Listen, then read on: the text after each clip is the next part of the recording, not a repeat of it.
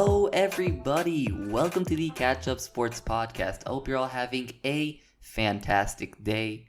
I'm your host, Moses, and welcome to the 9th ever episode of this podcast. I'm currently in lockdown. It quite sucks, but at least there's live sports to, pass the time. And that's why I could get this podcast as quickly as possible to you guys, because I'm in lockdown. And we have a very interesting episode ahead of us. We have the Moses Top 10, a new segment, a new weekly segment for this podcast. I'm also going to be previewing the NBA Finals, Lakers versus Heat, and my Week 4 NFL game picks. And before I start, this podcast is also available on Spotify, Apple Podcasts, YouTube, and Soundcloud, and maybe Instagram later, so you can listen to this podcast on your favorite program. Now, let's jump right into it. Welcome to the newest weekly segment of this podcast, and it's one of my favorites. It's the Moses Top 10. It's like there's the herd hierarchy and Stephen A's top 5 teams, so here's my top 10 teams. I'm going to share my top 10 teams in the NFL as of right now. It's a simple but very intriguing concept. So let's get into it.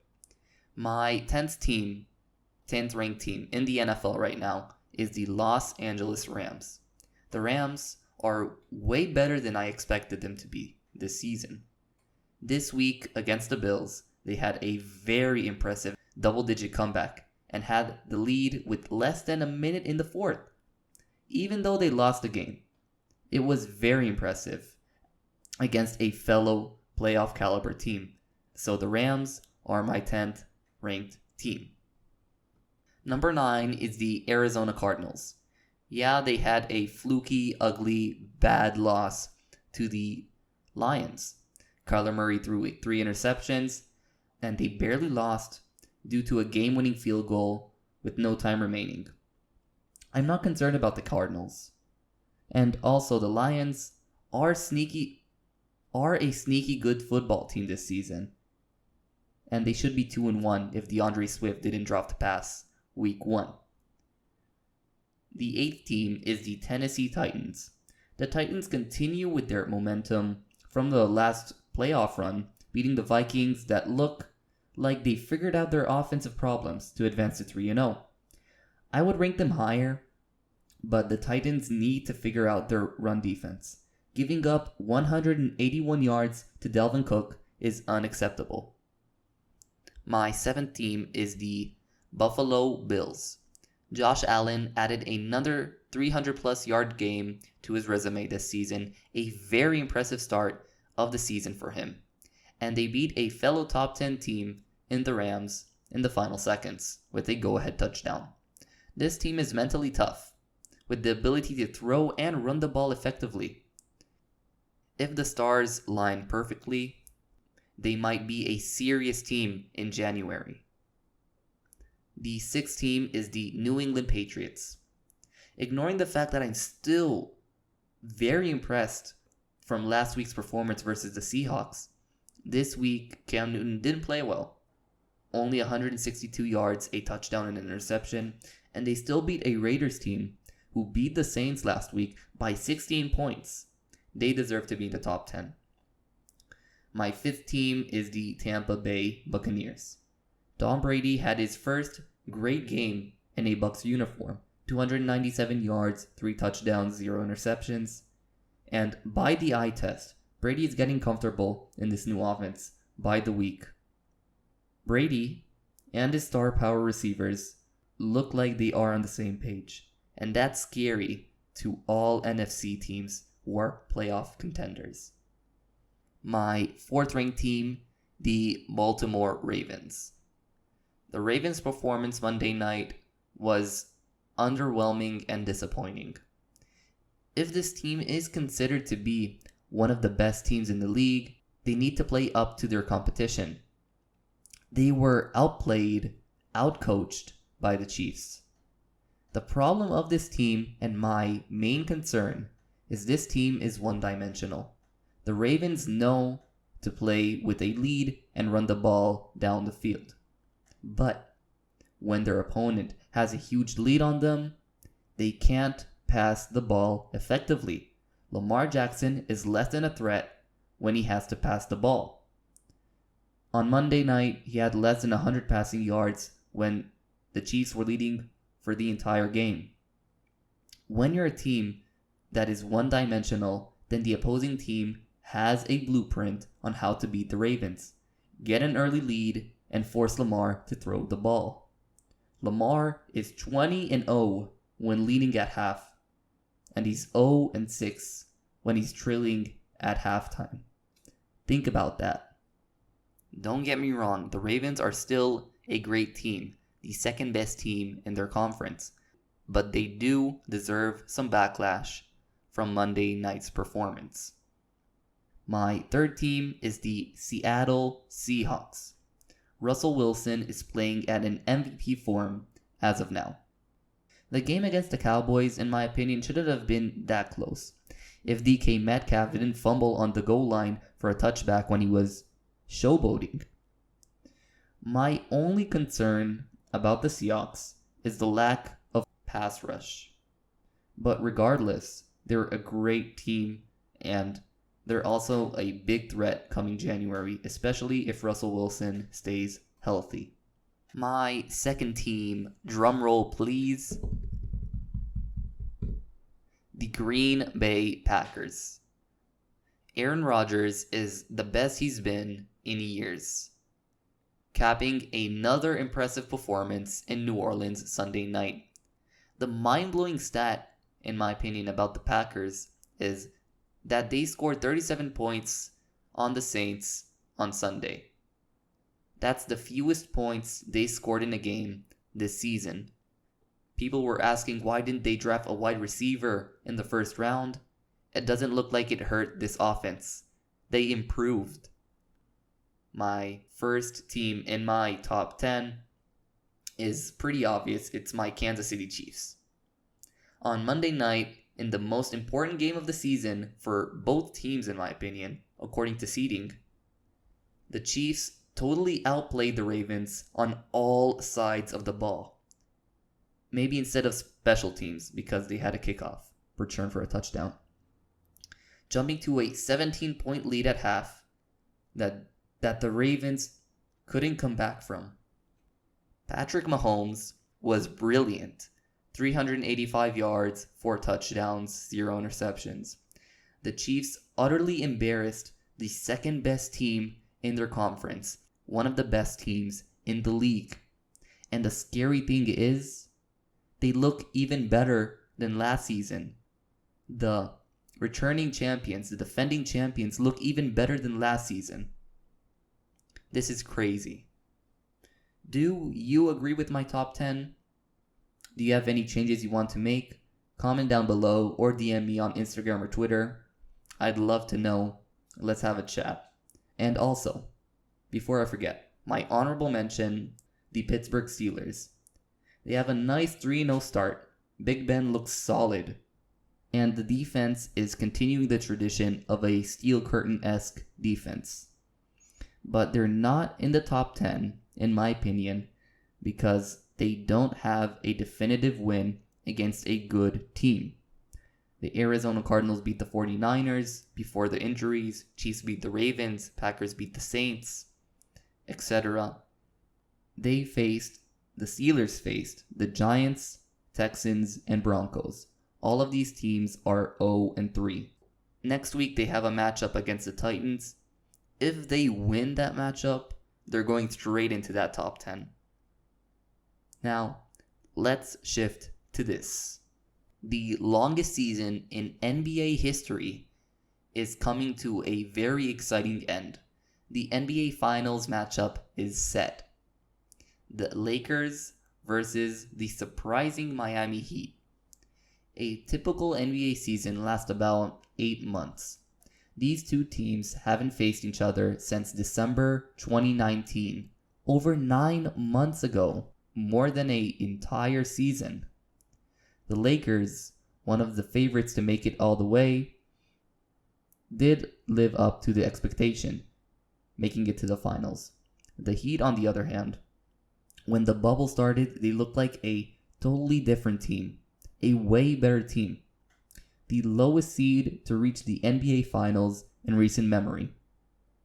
A true underdog. This final series has LeBron James's legacy on the line, in my opinion. I still personally think that Michael Jordan is the unanimous greatest of all time basketball player. But LeBron's GOAT case is on the line. LeBron James already has a 3-6 record in the finals, an underwhelming finals record. If LeBron and the Lakers lose this series to the major underdog Miami Heat, and LeBron throughout his career wins only 3 out of his 10 final appearances, LeBron's GOAT case will go from wildly controversial to invalid. And think about it.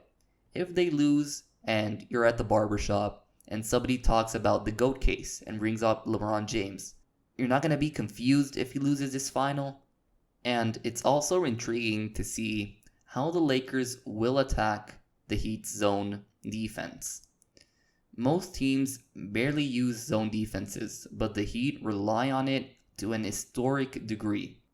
They used zone defenses 11.6% of all of their defensive possessions. Only 3 teams use zone defense half as often. Against the Boston Celtics, eventually Boston started picking holes in the Heat's defense. The Heat's zone defense through big men like Daniel Tice in the paint. The Lakers have plenty talented big men. Anthony Davis, JaVale McGee, Dwight Howard. If the Lakers find a way to exploit these holes in the zone defense, the Heat will need to defend in a different scheme out of their comfort zone.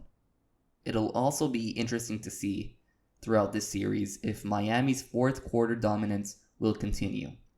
The Heat outscored their opponents by 68 points in the fourth quarter in the playoffs.